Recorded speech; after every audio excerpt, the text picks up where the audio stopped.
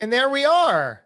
We are in the Facebook group. Good to see you. Thank you for joining us. You know what's about to happen, or do you? We're getting ready to record the next episode of the Hidden Entrepreneur Show. And I can't be more excited, more happy to have you with us and to have not one, but you can count, right? Look on the screen. How many people are there? It seems like there are two. And it is not a misspelling in the thing. It is in fact Rnold is the correct spelling, and the correct pronunciation is Arnold. It's Rnold Smith and Michelle Falcone. How are you? Thanks, Josh. Good. Yeah, awesome. What a day. What a day indeed. Day to be alive, right? Yeah. I would say that's appropriate for any day. Absolutely. I mean, unless something especially because it's right now. Ah, yes, that's true. And then it'll always be right now. Right? Yeah. Right? Now will always be now. So it's always now is always a good day to be alive. Yeah, right here, right now. Excellent. All right. Like I said earlier, before we went here, I'm very excited about this. The whole thing about connection. It took me a little while to sort of get it right and understand it and go into it, which I know that you guys of all people understand, and something I shied away from. So something you've heard and you can relate to, makes sense for people. Oh, yeah, totally. Yeah. Okay, cool. So we're going to get going officially. I'll hit the record button and we'll have a great dialogue. Yeah. Yeah. Cool. I'm ready. All right. Ready? So ready. Everybody looks ready. We're ready. We're ready, Josh. Yeah. Let's do it.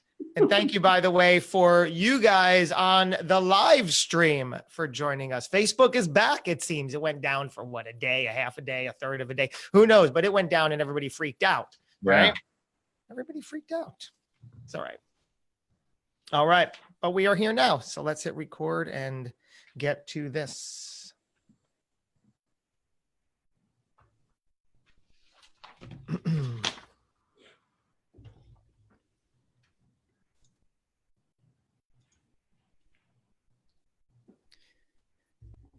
Hey there, guys. Thanks for joining us and spending your time. You're tuned right into the Hidden Entrepreneur Show. I am your host, Josh Carey. Imagine for a second if there was an app available to improve your personal relationship by developing the habits that lead to a deeper connection and greater intimacy, all while having fun. Can't be done, you say. Well, would you believe it's already been done?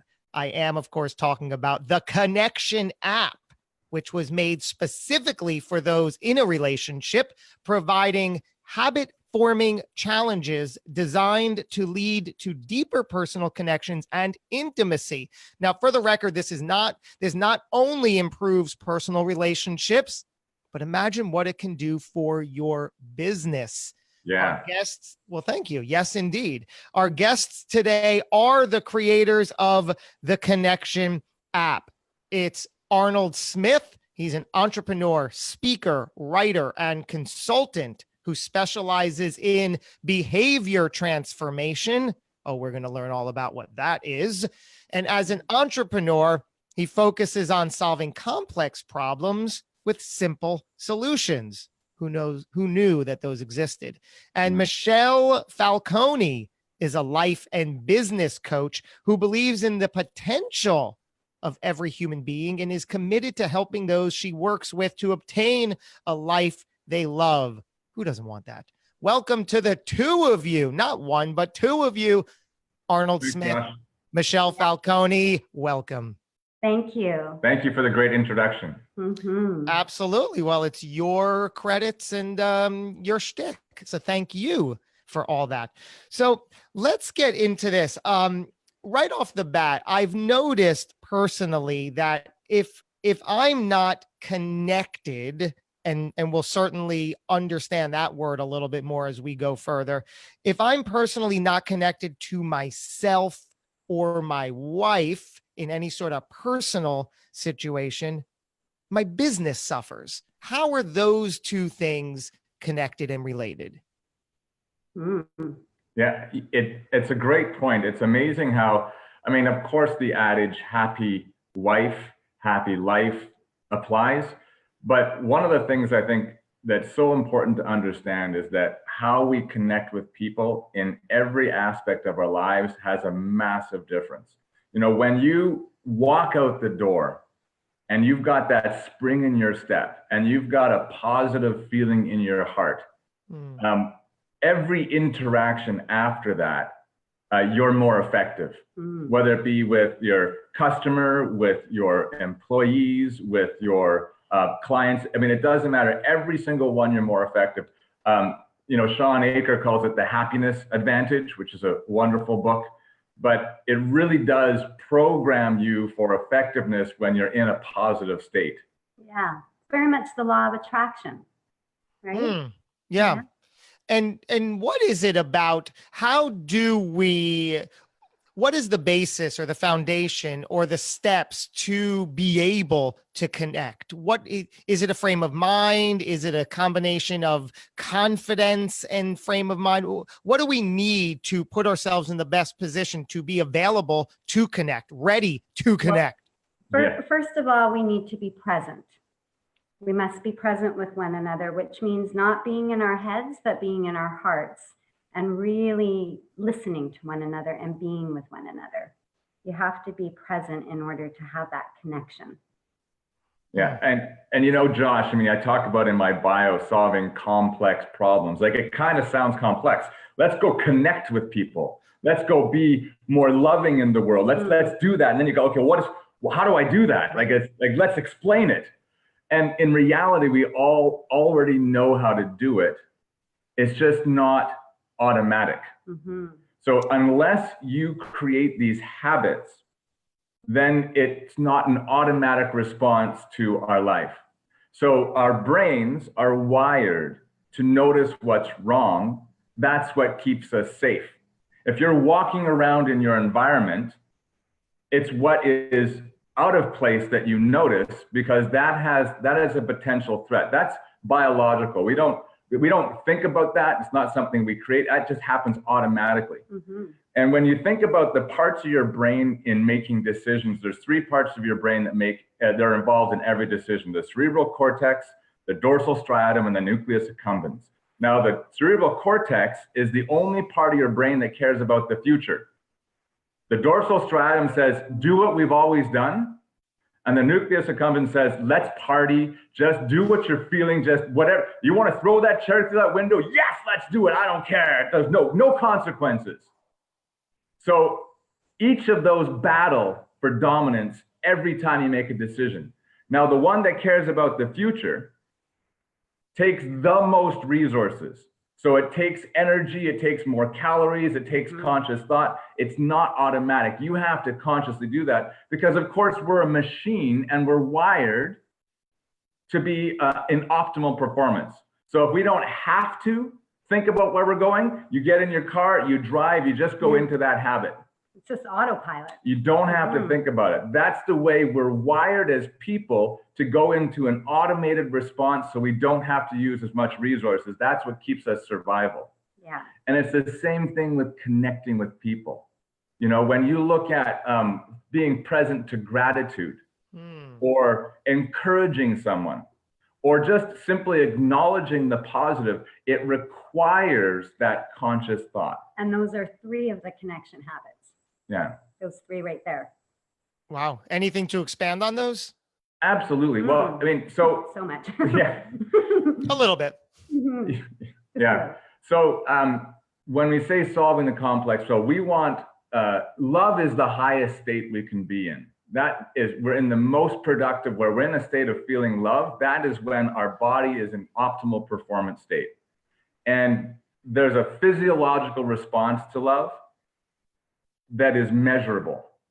And so the research that we did to develop the Connection app is, what are the actions that are proven through fMRI and other research to show that same physiological response as love? And that's where the connection habits came from. And so things like just being encouraging, or from a layman's perspective, just saying, I believe in you to someone.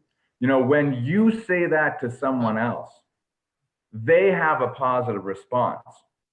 But the cool thing is that the way that people experience emotions, or to read emotions, is that we also experience those emotions. There's something called mirror neurons. And when you're really feeling connected with someone, you feel what they feel. Yeah. So when you are making or helping someone else to get into this positive state, you actually have that at the same time. It's an energy exchange between the two people. It's beautiful.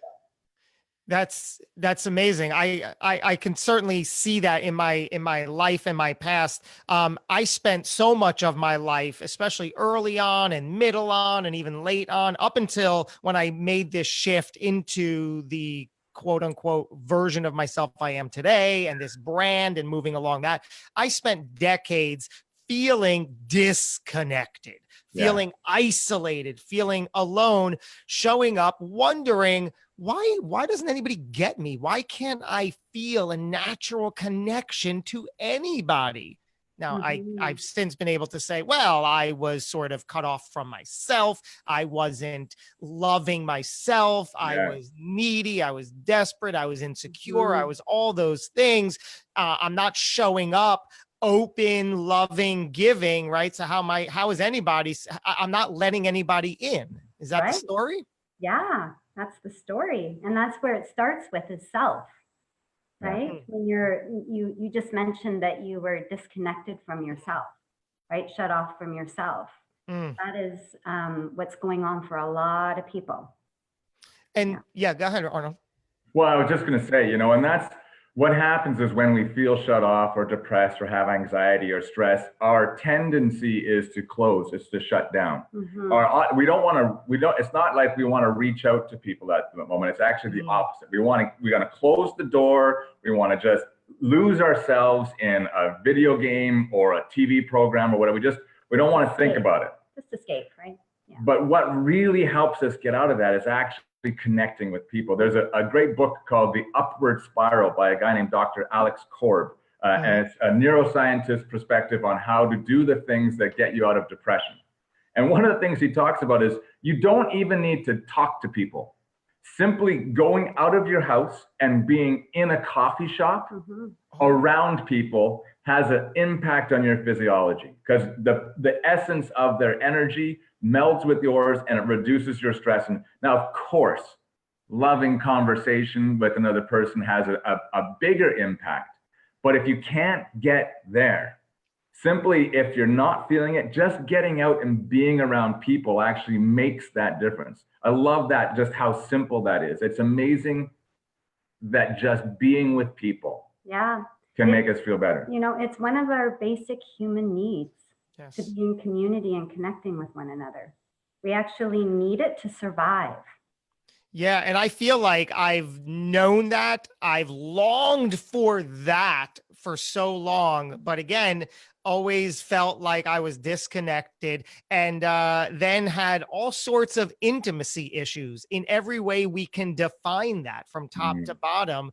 I just couldn't, even in personal relationships, it didn't ultimately work because of this guy, right? It seems like it starts and ends with us. Oh, yeah. And it does. Yeah. So may I ask you what changed for you?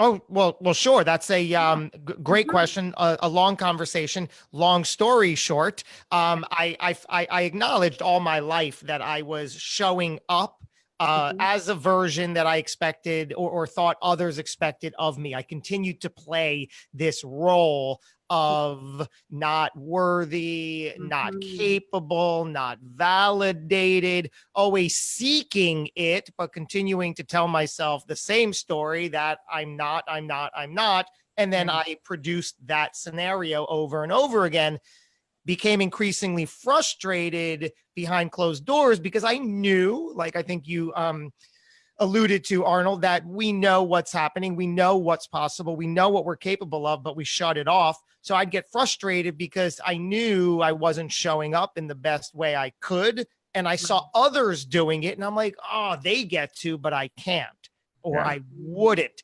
And I hid behind fear, made up all excuses to remain in this story and version that I continue to perpetuate for myself.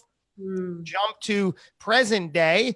I have 2 adoring children. I have a 5-year-old daughter, a 3-year-old son, who I always give shout outs to because they have inadvertently and quite surprisingly become my saving grace here, where I always knew I'd be a good father. I always knew I wanted to play that role. And thankfully, I've been given that chance. But little did I know it would be the thing that would get me out of this, because they, like all little human beings, their perfection, they show up in the world their selves, and they're confident and brilliant and creative and playful and loving and secure and all these things. And I'm showing up kicking and screaming, and I don't want them looking at me saying, oh, that's how it's done. I got to kick and scream. No, don't do what I'm doing. Continue to do what you're doing. So finally I said, I just have to move out of your way. I just want to support what you guys are doing, be part of this. And slowly but surely, I started replacing all those negative habits with better ones, taking honest inventory, being honest with yourself, and saying, self-awareness. I love that. I have that written down here to talk about, because I know that's something you guys talk about. It is self-awareness and taking an honest look. And finally, I'm like, you know what? I'm going to stop hiding. And I know what I'm capable of. I'm just going to do it. And lo and behold, First of all, I want to thank you for sharing with us. Thank you for sharing yourself. But I want to just acknowledge that what I'm hearing is that your love for your daughters inspired you to be your authentic self, right? That is exactly right. My daughter and my son, it is exactly that. And a little nuance of the story. Like I said, I always knew in my head that I'd love to be a father and I'd probably enjoy it. But I wouldn't have gotten to a place in my life where I willingly said, okay, universe, I am ready. I am mature enough to become a father. But at 39, I was in a committed relationship with the girl who has since become my wife. And we didn't, we were just boyfriend, girlfriend at this time. So we didn't go in looking to have children, but you know how things work out perfectly. And we wound up, she calls me one September morning and says, are you sitting down? I say, yes. She says, we're pregnant. And I immediately fell in love. I was like, this is not with her. I was already in love with her with the idea. And I'm like, this is fantastic. Thank you, universe, for pushing me in that direction. Oh, I just love that you know and see it that way. Oh, yeah. Beautiful. Everything happens. Yeah. And now I'm able to connect. The power of that connection, really changed your life. Yeah. And, when you talk about connection, I mean, for kids, it's so simple. I mean, they just are, right? They don't have any filters. They're just who they are. Correct. And as we get older, we start judging ourselves. We start seeing all of our faults, and we begin to carry our history with us, and we relate to ourselves like we are who we were. We are our history.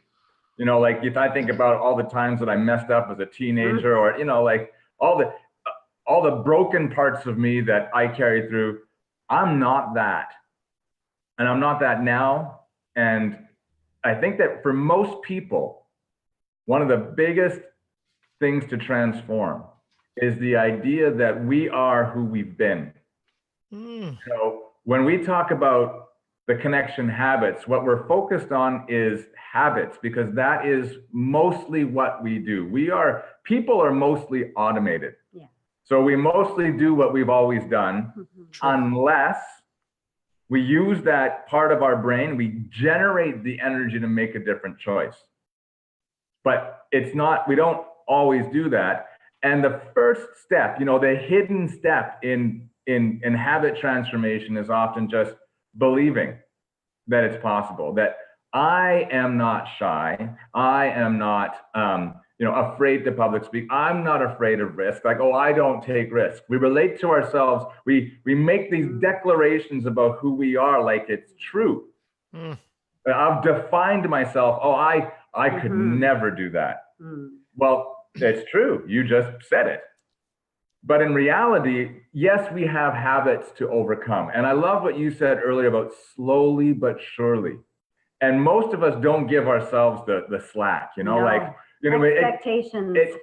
you know, there's this great myth out there that it Mm. takes 21 days to form a new habit. And so we read a book and then we go out there and we start with 21 days and they get through 21 days. And then you like, you know, 3 months later, you're back exactly where you were. And you went, I did 21 days. What happened? Yeah. And it's total BS. Yeah. That came from, I think, Maxwell Schmaltz. Anyway, a pop psychologist in the 50s, a plastic surgeon, noticed that it took his patients about 3 weeks before they began to feel comfortable with their new prosthetic or whatever. That's just comfortable. You're You know. just starting to get into the groove, right? There's a big difference. So then he perpetuated this myth that it takes 21 days to form a habit. Now, since then, there's been a bunch of research that's been done. And I think some great research by Philippa Lally out of the College of London. Anyway, something like that. And what she found is it actually takes between 18 and 256 days to form a habit, and on average, 63 days. So for most of us, it takes like several months of consistent effort before things start to become automatic. And so when we look at our lives, it is those little behaviors that make all the difference. I love Darren Hardy's book, The Compound Effect. Darren Hardy, a longtime publisher of Success Magazine, he talks about how you will not change your life in a meaningful way until you change something you do daily. The secret of success is in your daily routine. So true. All So of true. Yeah, So- it's just so important to understand that it takes time and effort to change behavior. How I resisted You know? that. Oh man, my whole life I was like, no, I'm smart. That's for other people. For other people, they have to be organized and they have to have a daily routine. Not me. I love that you're I'm sharing. really smart. I love that you're sharing that, Arnold. I'll figure out a shortcut. Because that is like, I'm going to say, one of the biggest blocks for so many people is that they think, oh no, there's got to be a better way, and you spend years trying to figure out that way, right? That you can make it easier. But the truth is that anybody that is, you know, living a great, happy life and achieving what they, you know, really desire, they have worked hard on, you know, changing behavior and learning the habits to be successful. That's exactly what it is. And I love so much of what you said. I'm there. I relate to it. I understand that, like you said, you've used the word comfort and comfortable a few times. It is about that. Whether it's non-serving, we find comfort in the pain, for example. We will always go back habitually to the pain because it's familiar and comfortable. And what we need to do is get out of that and daily go into things deliberately that are uncomfortable. That's the only way you're going to change. And I love the how you pointed out the daily habits, because that's what I find myself doing today. I have a few dozen, if I were to draw them out here, of little things that I do every single day that most times are uncomfortable. Like, for example, I get up deliberately and specifically at 6 a.m., right? I know that there are some people even earlier. There's a 5 a.m. club that I'm like, right? That's my partner. My partner's in with that 5 a.m. I'm at 6. Maybe when our kids are grown, right? Like we use that extra time at night after bedtime for sanity, right? I'm actually happy with the 6 a.m., but I get up at 6 a.m. Because I started reading over and over all the successful people who I wanted to model and emulate and be like. I'm like, they're all getting up early. I could get up early. That's one thing. Do you think I want to get up early? No, I want to sleep in, but it's a choice of uncomfortability I'm willing to do. And then the first thing I do when I get up is I go on the treadmill and I run. Is that comfortable? Of course not. It's not comfortable. But if I'm weighing my options, choices, I choose that uncomfortable choice because I know that is going to serve me and my mind and my body and my spirit much better in a series of daily habits. Oh, that's so awesome, Josh. Yeah. Well, thank you. And it's true. And eventually, this is the thing that most people don't understand. Eventually, that becomes the draw. Like you can't, there's a time when it's uncomfortable, but then you actually have the habit of being uncomfortable. You crave that because you crave that reward. It becomes your habit. So when you're not doing it, you actually feel like you're missing something, right? So one of the other piece of research that we did for our app was around how do people change? How do people change and what prevents them? So around the habit formation, this is where I started to fall in love with neuroscience and brain scans. But really understanding how does our brain work? How do people work? Because I got so frustrated, Josh. So both my parents died when I was young, and so I felt pretty broken. So over the course of my life, over 20 years, I did a lot of personal development work.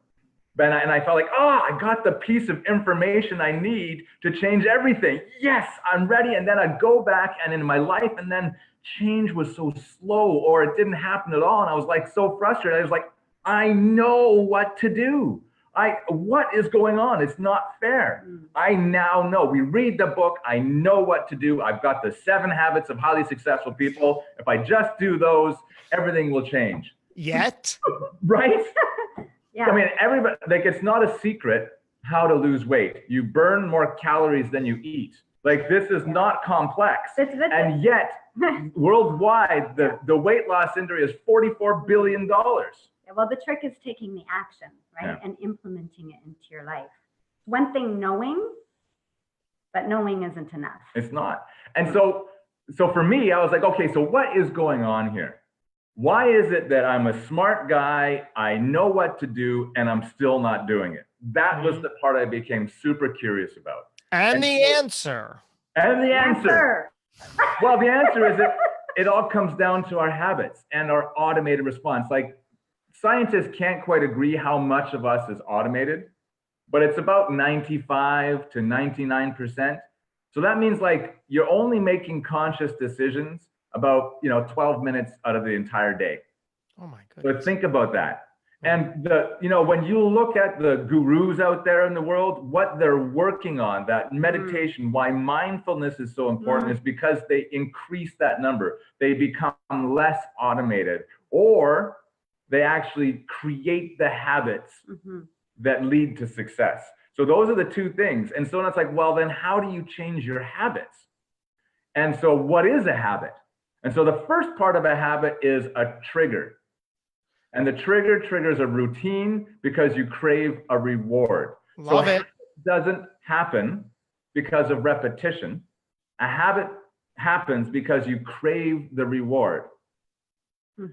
So what happens though is that both the trigger and the routine become unconscious.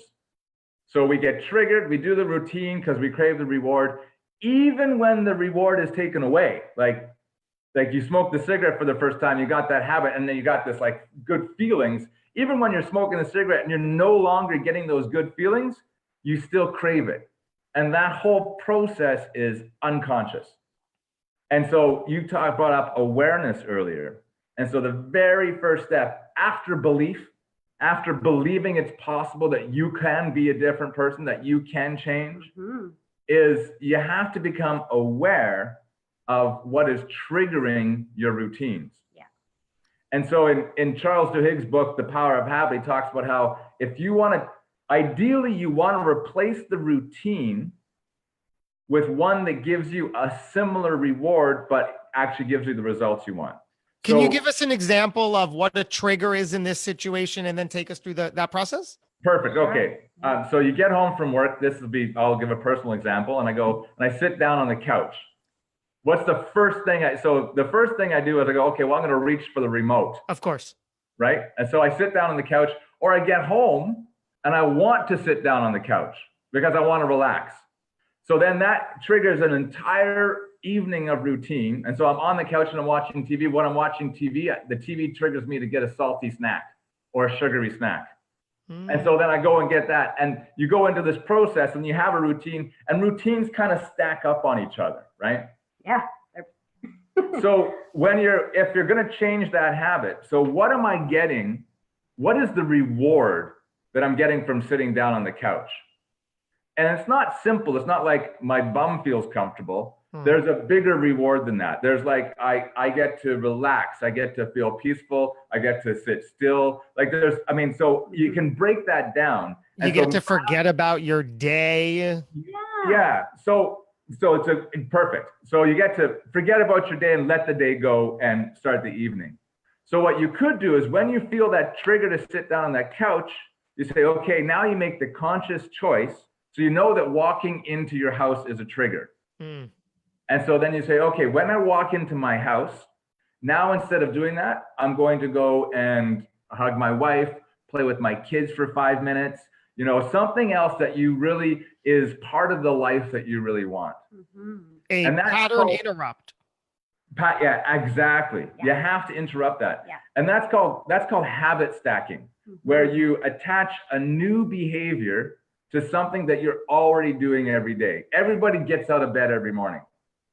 Using that as a trigger for a routine that you want, for example, that I get out of bed, that triggers me to go on the treadmill. That's my trigger. It's a hot trigger. I can act on that immediately. Oh, you got to have your coffee first.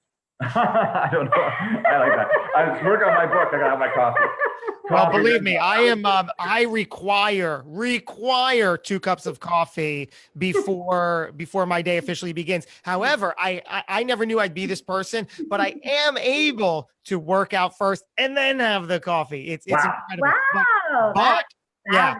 But coffee must be had. Let's make no bones about that. Coffee must be had.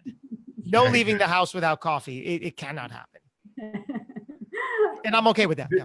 Do you want to know about a study about does coffee make you more effective as a person? Do you want to hear that study? Sure. Okay, so the study was, and I don't know, I'm gonna lose all the coffee drinkers. I drink coffee every day as well. But so obviously it's an addictive something, we get addicted to it. Does it actually improve our performance?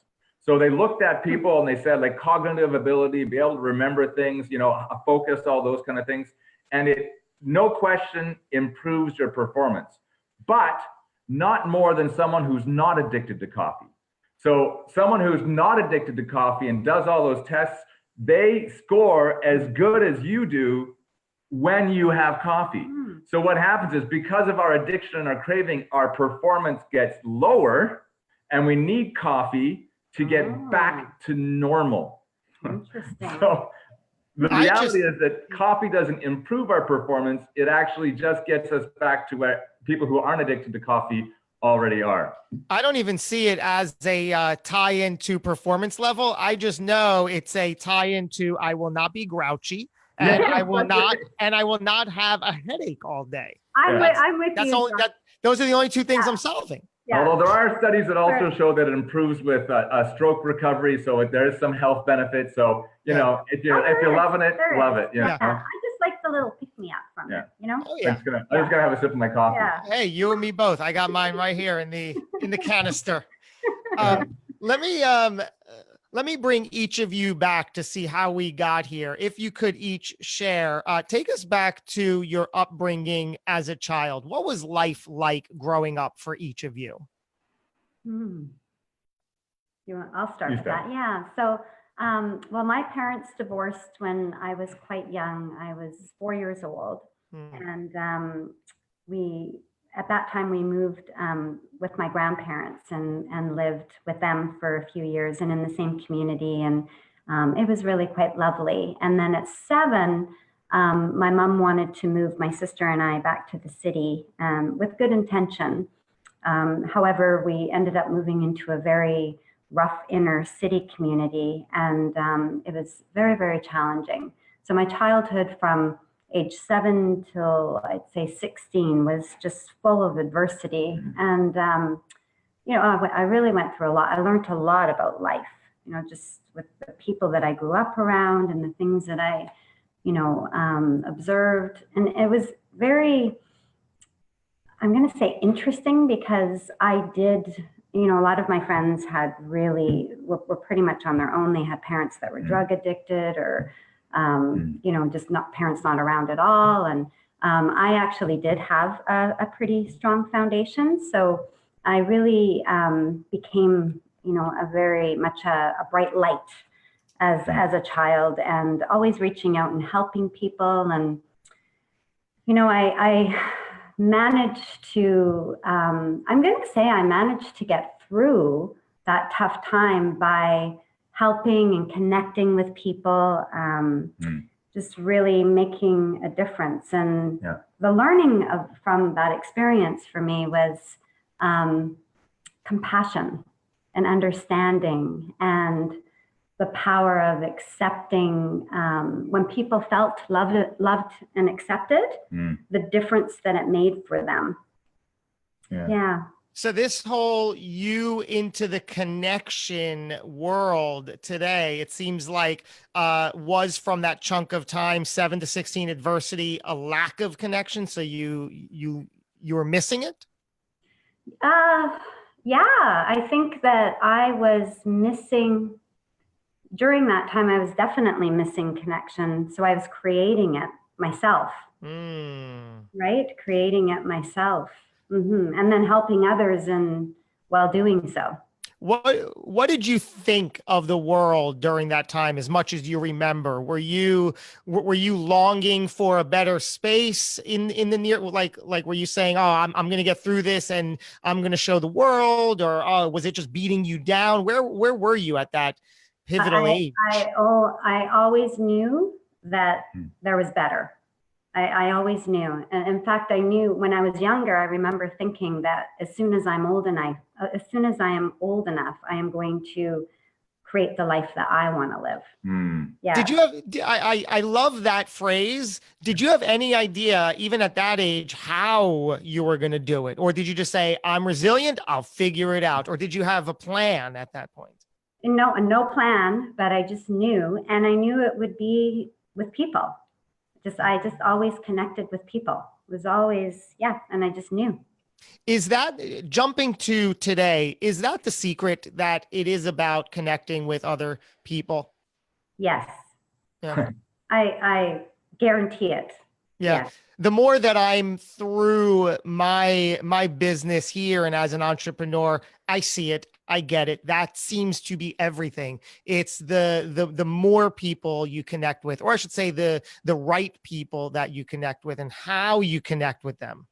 Yes, and what's really important to know, though, is that you must be open to it. Go ahead. What does that mean? Right. Because if you're not open to seeing it, well, being open is, being in your heart and trusting that when people show up, they're showing up for a reason. And it doesn't always mean that you're meant to be with them or follow them or, go down that path with them, but they're showing up for a reason. And then it's up to you to, filter through that and decide, do I want to know this person? Do I want to be their friend? Is, they're here to teach me something? But they're always, whether it be something positive or negative, everybody comes to your life to learn something from. And it's amazing, because I spent this very last weekend in Utah at a business mastermind with 12 other business people who I've never met before. Well, I've actually met a few of them, but the vast majority we've never met before. And we spent 2 days together, and it was extraordinary on every level. And after the fact, I said, you know what? Those people brought out the best in me, which means who you spend your time with is everything. They're either going to bring out the best in you or the worst in you. So you have to figure out who you're connecting with and at what level.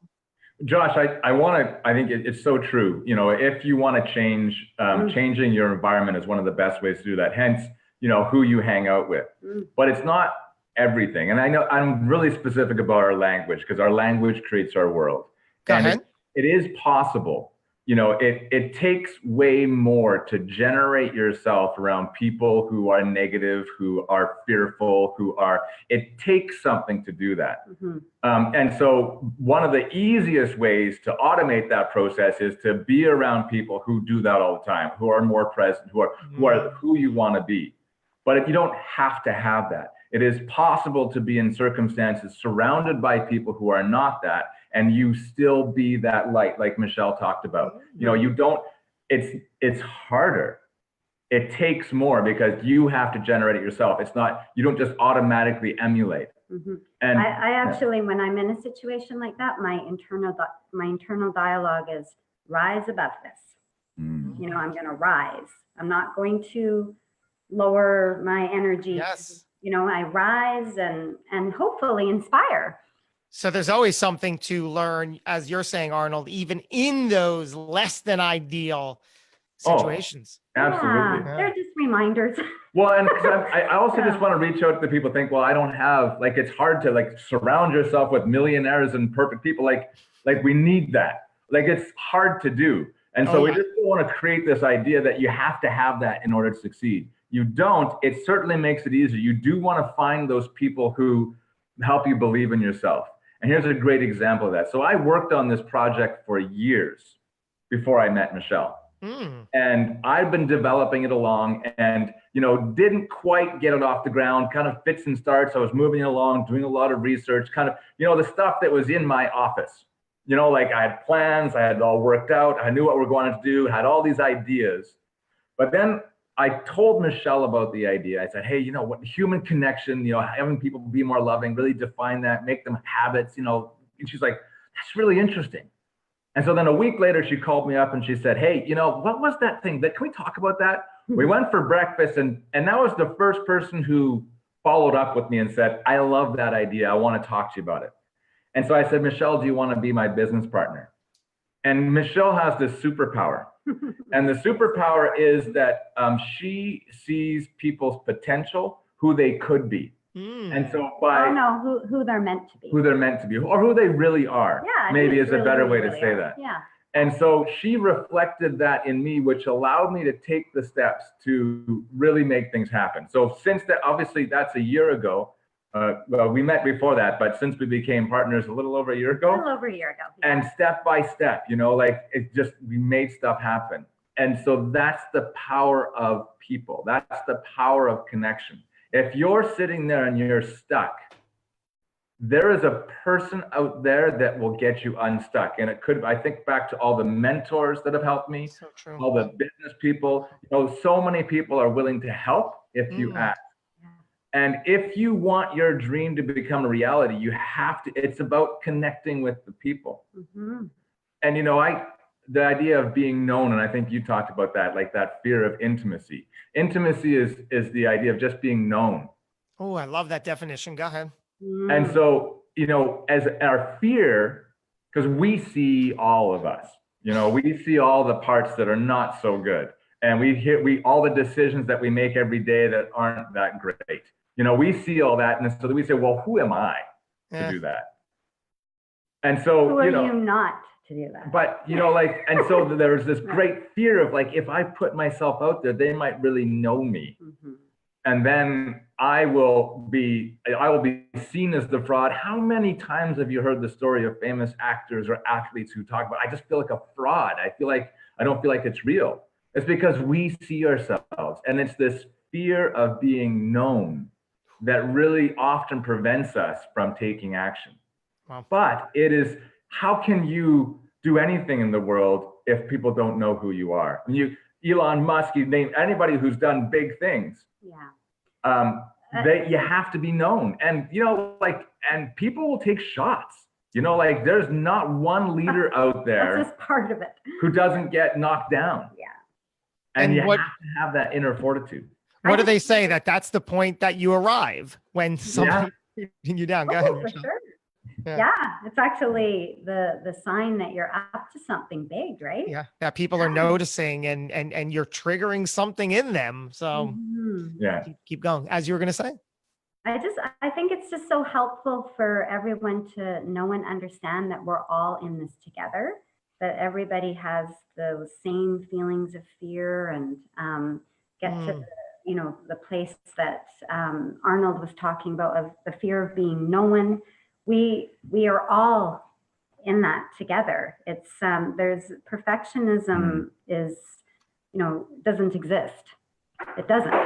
And I think that this is a big part of why we get stuck, is because we are always looking outward, and we somehow convince ourselves that other people have it easier, or other people are better at things, or other people, they just have this easy life and it comes easy. So, I can't do that.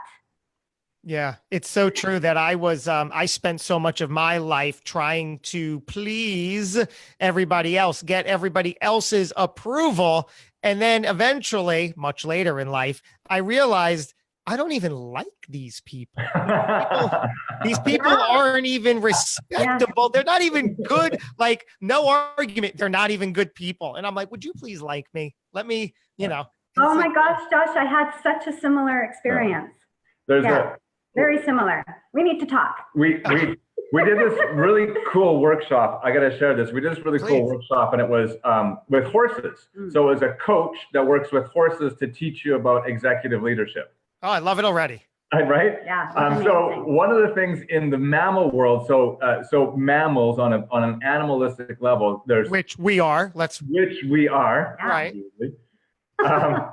We start with respect, and then we move to trust, and then we move with love. This is how horses operate. And so the big mistake that people make with horses is they go, oh, hello, coochie. Love. They want to start with the love. Whoa, and so the first step in when you're interacting, and this is biological with everybody, the first step is respect. Then it moves to trust, and then you can develop love. But if you don't respect yourself or demand respect, then you can't get to those other two levels. Yeah. And I like that seeking approval, man. I was like, oh, that was like eye opener for me. I love that. Such great learning. It was such an incredible experience. Yeah. But then again, right? So back to self. Arnold, can you connect the dots for us and share your childhood and how that was? Because we never got to that part. Sure. Yeah. I both my parents died when I was young. My dad when I was 9, my mom when I was 17. And when my dad died, I really just saw in the world that it was kind of broken. Like obviously world gets shattered in that moment. But when I looked around at other people, I thought, you know what? I'm not the only sad person here. Like, it is rare to see that person walking around with joy and a twinkle in their eye. That was when I was like, so it occurred to me like that something's wrong in the world. The world is missing joy for some reason. And, obviously I was an angry, difficult child. I was like, the world is broken and sucks. Basically it was between 9 and 17 when mom died. That was how it was. After my mom died, I was like, what's the point? Let's just end it, because life is not working out for me. So let's just stop. You know what I mean? And it was on my 19th birthday where I felt like, okay, what's the decision here? Am I going for it or not? And I made the decision that I was going to live the life of my dreams. I kind of had this sense that, here it was, all my ancestors had overcome everything that they'd overcome, hardships that I can't even have any idea for thousands of years, so that I could have this miracle of this life right now. And I thought, well, if I'm going to live it, if I'm going to live this life, then I'm going to live the life of my dreams, damn it. And so I made that decision at 19, so 20 plus years ago. And I immediately started trying to play the guitar and sing, because I thought, well, I'm going to be a rock star, because of course that's the life of your dreams as a teenager at 19. Love it. Yeah. Since then I've matured a little bit, but I began to see, what does that actually mean to have the life of your dreams? And at first it was a journey to really accept myself. And then it became, being the kind of person that people want to be around. And then it was, becoming a great husband, and then a great dad. And now, here I am, 46, and I'm like, well, it's time that I use my talents. I've got that part. I'm happy with myself. My kids love me. My wife thinks I'm great for now, But if now it's time to do what I want in the world, and this goes back to that little boy who saw this problem where there's not enough people walking around with joy in their eyes. Yeah. And that's a problem I want to solve. And, you know, so defining this loving, like it really is, you know, there's huge benefits. There's selfish reasons to be more loving. It puts you in a positive state. It makes people like you. It attracts the people to you. You know, if you want to feel loved, be the change you want to see in the world. And that's why we define it as simple things. Because if I say be loving, there's another step. You have to figure out, what does that mean? Yeah. If I say thank you and tell someone the impact they have on your lives, that's easy. Oh, yeah, I can do that. That's a really simple instruction. That's the connection habit of appreciation. You know, or if it's encouraging people, you know, once in a while, tell your partner that you believe in them, they can do it.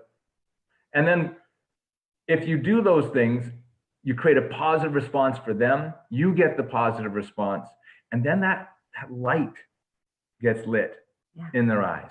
You can see it happen, that moment where they stand a little straighter. And that's the gift that you get to give in 10 seconds, and 30 seconds, and 2 minutes, and it's so easy. But we're so oversubscribed in our life that we don't make that a priority. Our to-do list is always too long. It takes over. And so our automatic, that's not automatic. And this is why we built the app, so that people could develop those habits, to get those reminders, say, oh yeah, I'm going to let my best friend know the difference they've made in my life. Because, you know, how often do we put that on our to-do list? Yeah. So yeah, go ahead. The app is designed to support you to, you know, making what matters your priority. We're going to get right into this. I want that to be the very next thing we talk about. But my intuition was right at minute one. There is a ton of topic we could go in. Like I want to, so much of what you're saying, we can go an hour into. So fascinating stuff. Yeah. Clearly, certainly. Seriously, though, I mean, there's so many follow-up questions that I'm just, you know, jotting down, and I'm like, oh my God. But time-wise, tell us, as you were about to get into, Michelle, exactly. Let's focus on the Connection app, available in all app stores. Yes. What exactly is it? How do we use it? What is the end user experience? Well, the app is designed that you receive a daily spark. So every day you receive this daily spark that then prompts you to take an action. So it's actually, you know, getting you in action, practicing the habit. So that's how we change behavior, right? Is taking the action. Like I said earlier, knowing isn't enough. You actually have to practice it and take the action. So daily you are taking this action, which is around one of the 7 connection habits. So it could be expressing gratitude. It could be acknowledging a person for the positive. It could be celebrating a success with a person that you love. And we have 2 apps. One is the Connection app for couples, and the other one is the Connection app. So you can work on it with your intimate partner, or you can do the Connection app on your own, which is more focused on just practicing the connection habits with yourself and with others in your life, people in the workplace, family, friends. Yeah. And so the idea is that we define what the connection habits are. We let you know like how to do them. And then we give you tips to enhance your experience or your understanding of it. So they're essentially skills that make you feel make other people feel loved. And so when you develop those skills, and then we remind you to do those things, because that's the part that in our lives we just forget.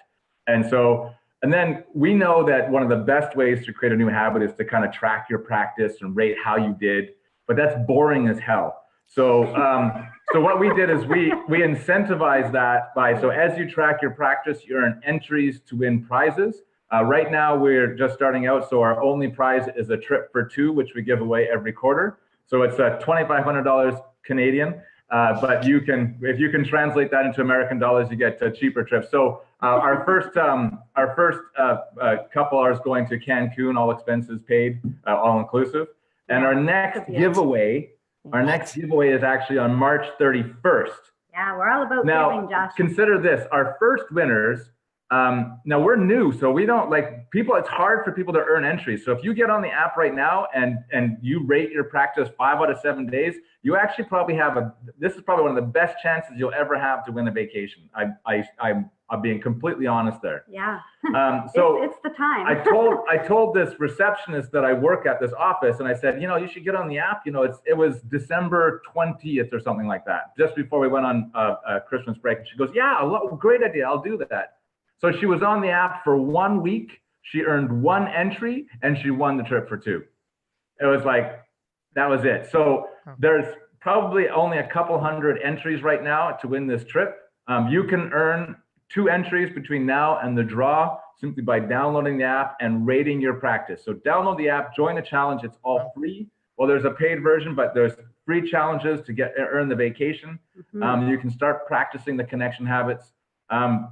Right now, it's the connection app and then the connection app solo. And you have to include the connection app. There might be some rebranding happening, but it will still be the connection app.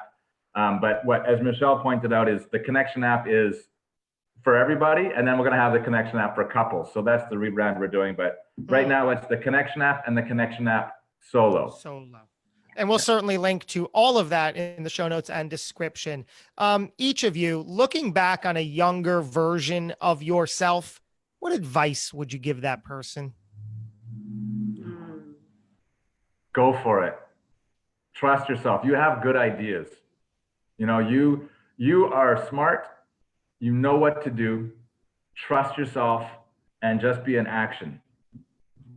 Yeah. And forgive yourself for being a jerk. Everybody's a jerk. That's what happens. That's life. We got to go through it. Forgive yourself for the things that you don't do every day.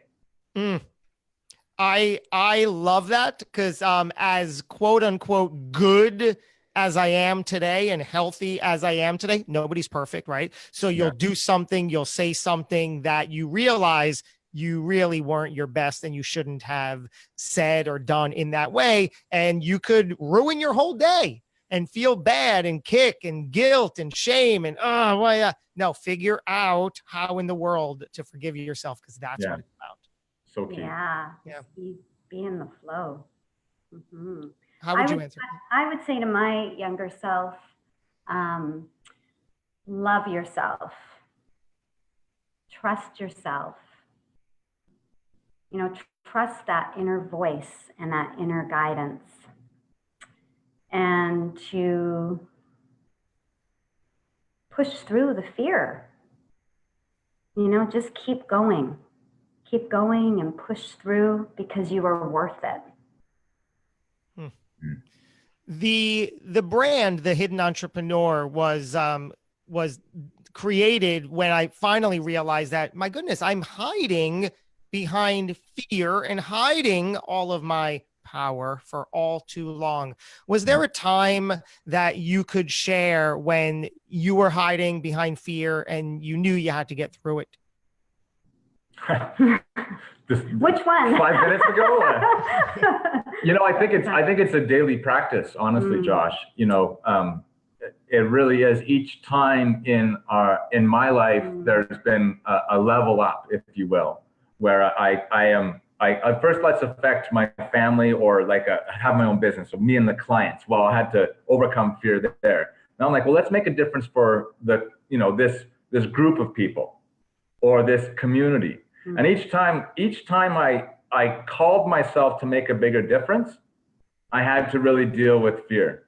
And, even today, that fear of being perfect, as I sat down and talked about this idea with my sage mentors who have been there and done that in their, 70s, really successful. And they said, do good work, but don't do great work. And I was like, what are you talking about? That's insane advice. But I realized what they meant was the difference between good and great is not as marginal. For people, it doesn't make hardly any difference. So what they learned was that with their clients, doing excellent work was, 3 times harder for them and made 5% better difference for their clients. And so if you spend, and he said, if you spend all your time trying to do great work, you're going to go broke because you can't get it all done. And I've found that is really hard to do, being really committed to excellence and perfection, if you will, is to be like, this is good. And to have that be good. Huge. And every day it's that fear of like, this isn't good enough. Every moment. And I'm reminding him every day, it's just about us being in action and being with the people and doing what we're doing, right? Wow. Well, I will leave you with this final question. Rnold Smith, Michelle Falcone, how would you each like to be remembered? Remembered. I want to be remembered as a very loving, caring person, loving partner, mother. My two daughters are my greatest inspiration. A person that made a difference in the world. A person, I want to be remembered as being courageous. Nice. Being real. Great question. I think it's two things. One is that he lived the life that he wanted to live, and that there's a lasting legacy, that there's a difference in the world because I existed, that the world is better because I was there.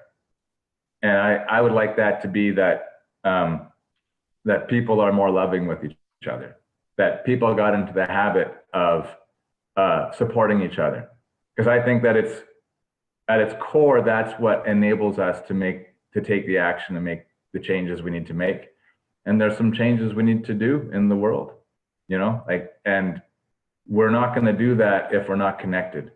The only way we're going to solve the world's problems is if we act as one.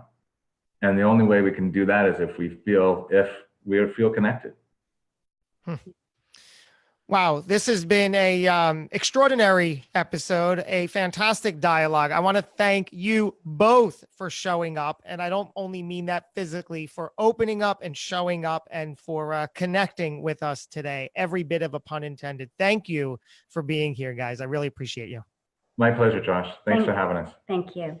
And thank you to everybody tuning in, whether it is the live broadcast or the podcast episode. Thank you for spending your time and tuning in. We're going to do this again, not too far behind. Until we do, thanks for tuning in, and go get them. All right, we are off the podcast, but still live on Facebook. A wrap-up session. How you guys feeling? Great. Good job. You're good at this. Yeah, you're really good at this. That was awesome. Well, thank you. I enjoy it. And I'm sure you guys are good at what you do. Not only the app, which now I'm very excited to download. So the deal is, if I'm not mistaken, I download the one that because I have a wife, she and I are we're able to connect within the app, right? How does that all happen? Yeah, you'll love it. Well, there's this really cool thing. I wanted to be able to see, we have this feature called a connection temperature. So at a glance, you can see how connected is your wife feeling to you. And then you can either send them a message, or you can take an action, or, there's something you can do. But if I wanted to have, sometimes, saying, hey, I'm just feeling a little lonely or disconnected, it's nice to have that indication. So we tried to find some cool ways for couples to really connect.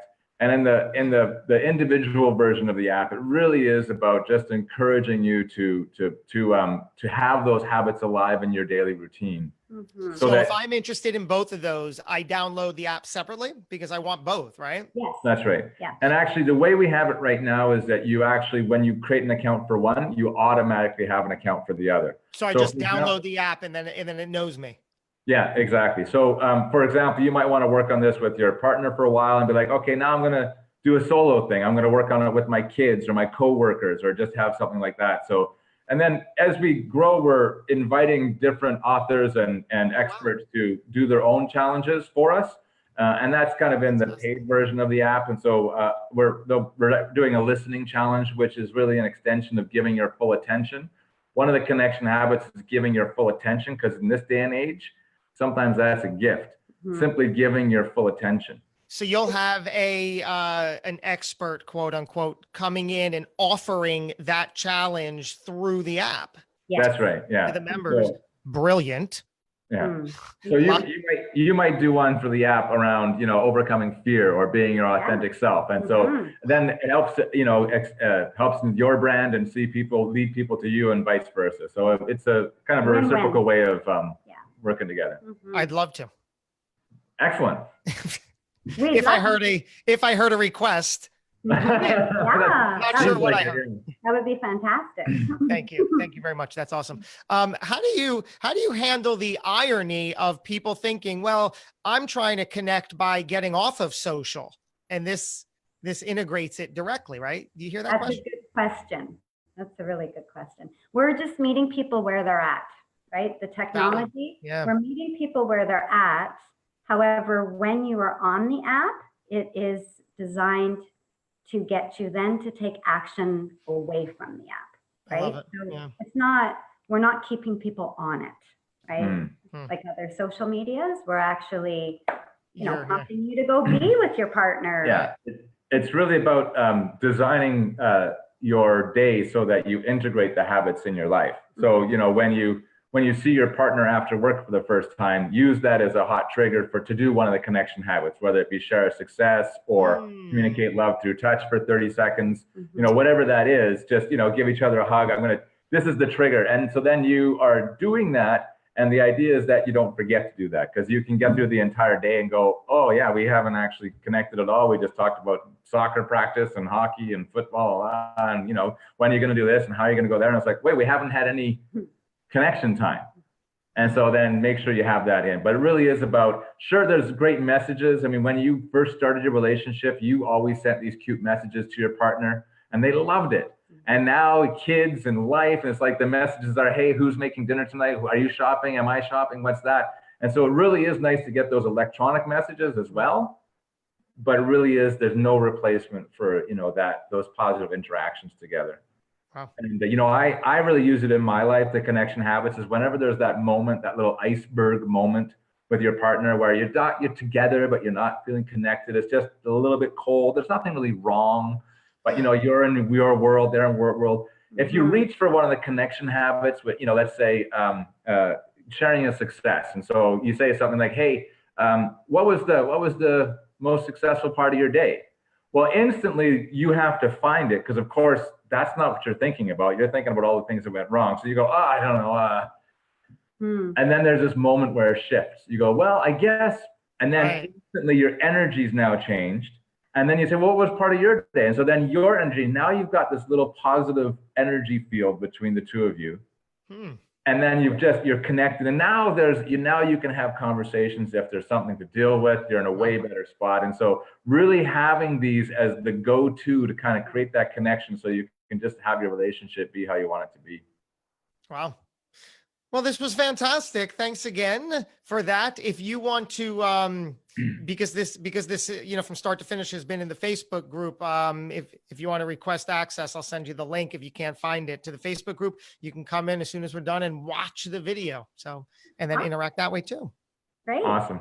Cool. Thanks, well, John. Hopefully this isn't the last time we connect. It's an absolute pleasure. I look forward to more. Oh, so do we. Yeah, right on. Thank you. Thank you both. I appreciate you. See you later. Yeah. Bye for now. Love to you.